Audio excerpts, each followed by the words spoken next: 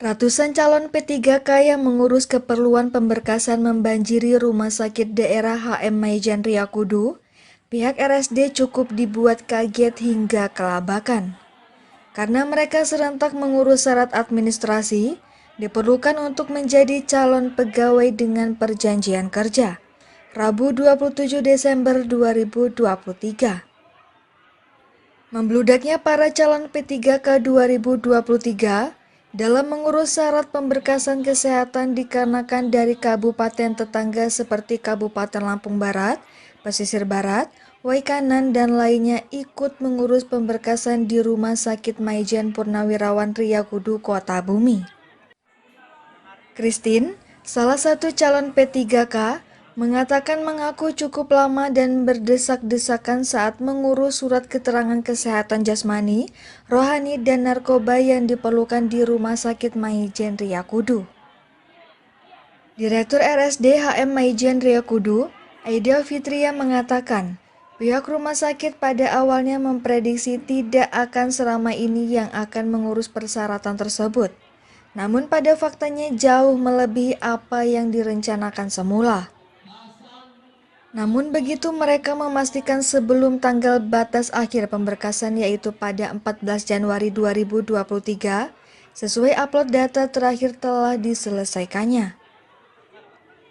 Pihaknya akan berupaya semaksimal mungkin dapat mengejar target sesuai batas akhir upload data terakhir dalam sistem penerimaan P3K.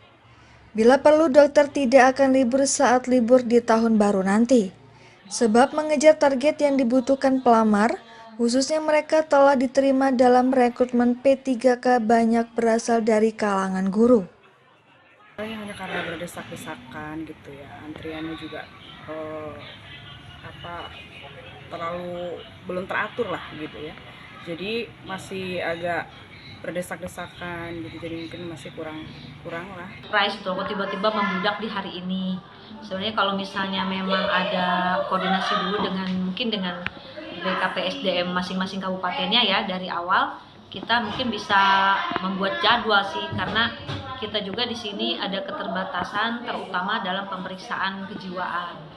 Mungkin kalau untuk pemeriksaan kesehatan seperti keterangan sehat kirnya itu bisa sih, kan itu kan hanya tinggal mengentrikan nama keluar ya, kemudian hasilnya di print out. Kemudian kalau narkoba juga mungkin bisa banyak ya satu hari karena tidak terlalu sulit pemeriksaannya. Tapi yang lama ini kan yang tes kejiwaan. Kan kejiwaan itu kan ada wawancara, kemudian juga itu wawancaranya agak banyak sih jumlah pertanyaannya, kemudian harus diinput juga, ada aplikasinya.